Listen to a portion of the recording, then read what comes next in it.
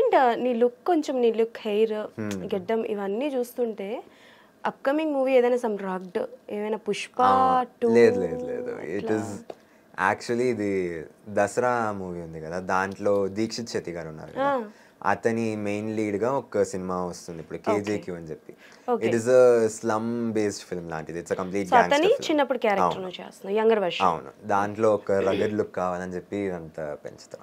చాలా కష్టం కదా హెయిర్ పెంచడం, గెడ్డం పెంచడం, చిరాక్. కానీ లక్ ఏంటంటే కల్కికి పిలిచినప్పుడు నేను I wasn't working out, A dance వెళ్ళలే చాలా రోజులు, అట్లా ఒక 2-3 months ఊరికే కూర్చొని ఉండే, తింటూ బాగా ఫుల్ యూజువల్లీ బక్కగుండేవాడిని.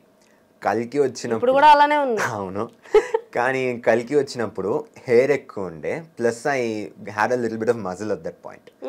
సో అప్పుడు వాళ్ళు ఫోటో చూసాక ప్రభాస్ గారి కరెక్ట్గా మ్యాచ్ అయింది అన్నట్టు లక్ పడ్డది. ఓకే.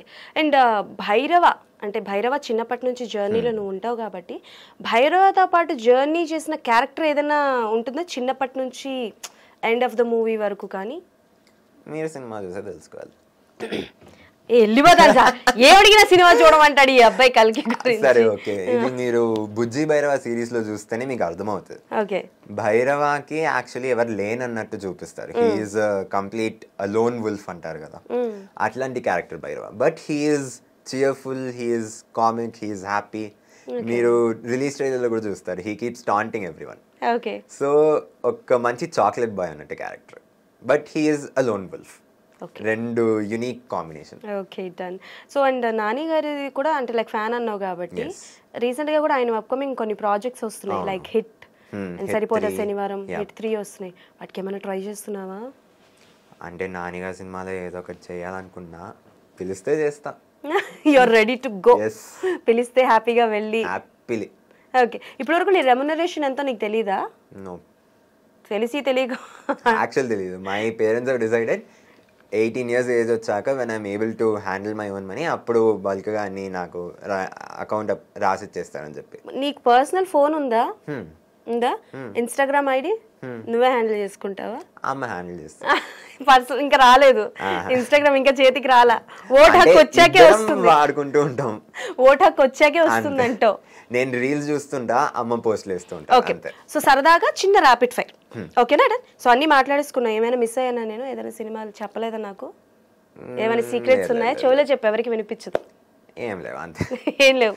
సో అప్కమింగ్ ఇంకేం మూవీస్ లో లేవు కదా? అంటే లైక్ చిరంజీవి గారిది కూడా అప్కమింగ్ ప్రాజెక్ట్ ఒకటి వస్తుంది. అవును, కానీ యాక్చువల్లీ ఏమైందంటే ఇది 10th క్లాస్ కదా, సో ఆ పాయింట్ లో ఏ సినిమా తీసుకోలేదు, యాక్చువల్లీ ఏది అక్సెప్ట్ చేయలేదు. విశ్వంభరాకి కూడా ఏమైనా ఆఫర్ వచ్చిందా నీకు?